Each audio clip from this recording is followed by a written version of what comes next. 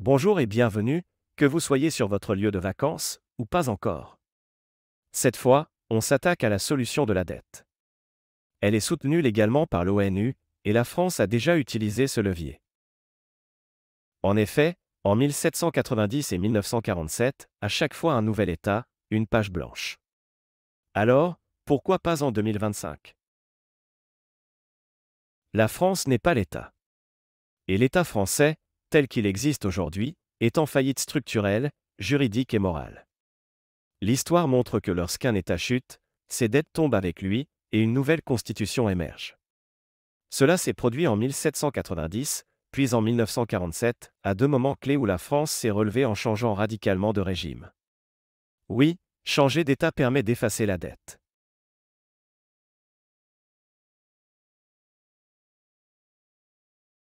En 1789, le Royaume de France est surendetté. L'Assemblée nationale constituante proclame la fin des privilèges dans la nuit du 4 août 1789. Le décret du 2 novembre 1789 nationalise les biens du clergé. Assignat créé pour financer l'État, garantie sur ses biens. Suspension de la dette nobiliaire, les dettes liées à l'ancien ordre sont déclarées obsolètes. Le nouvel État républicain ne reconnaît pas les dettes du régime monarchique.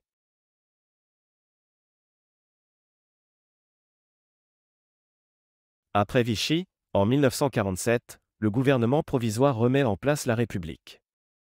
Dévaluation du franc, planification de l'économie, nationalisation massive. Ordonnance du 2 décembre 1945, nationalisation de la Banque de France. Celle-ci génère la dette à taux zéro, nécessaire pour financer l'industrialisation, entre autres. Le plan Monnet, soit la planification économique centralisée. Et la loi du 11 juin 1946, nationalisation des compagnies d'électricité et de gaz que l'Europe actuelle met en pièces. C'est une réorganisation complète de l'État, effacement partiel des dettes de guerre et réinitialisation monétaire.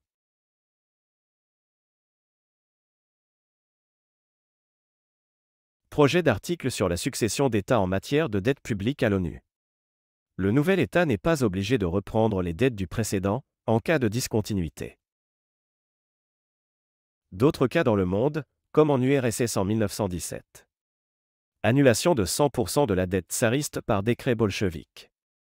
Au Mexique en 1861, suspension unilatérale de la dette par Juarez. En Allemagne en 1953, annulation de 50% de la dette d'avant-guerre. Et plus récemment, en 2008 en Équateur, la dette est jugée illégitime, refus de remboursement.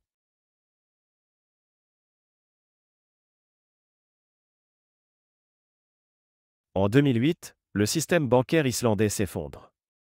Les trois plus grandes banques du pays font faillite. La dette bancaire dépasse 10 fois le PIB de l'Islande.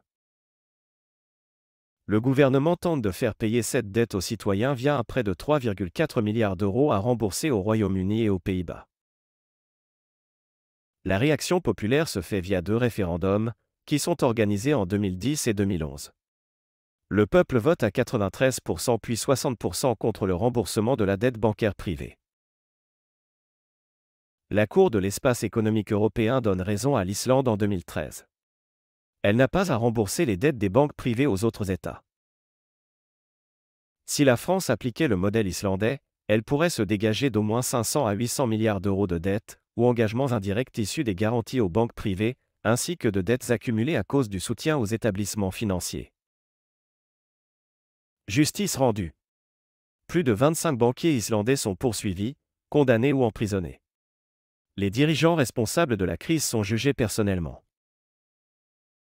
En 2011, un processus constitutionnel participatif est lancé. 950 citoyens tirés au sort et plus de 25 élus rédigent un texte avec consultation en ligne directe du peuple. Bien que bloquée ensuite politiquement, cette tentative reste un symbole mondial de démocratie directe souveraine. Quand on parle du cas de l'Islande en France, on nous rit au nez. Mais une cour de justice européenne leur a donné raison. On attend quoi? Le président islandais, Olafur Ragnar Grimsson a déclaré « Nous avons refusé de faire payer aux citoyens les dettes de banquiers privés. »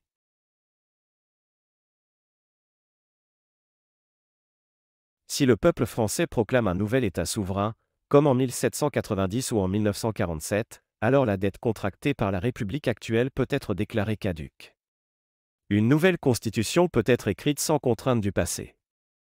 Les responsables politiques jugés ainsi que les banquiers. L'armée ne soutient plus l'État. Les différentes lettres officielles de généraux en attestent. L'État français tient encore grâce à la police et la désinformation des grands médias. Je vous laisse apprécier le contenu de la lettre, qui unit entre autres les anciens militaires, qui sont plus nombreux que ceux d'actifs.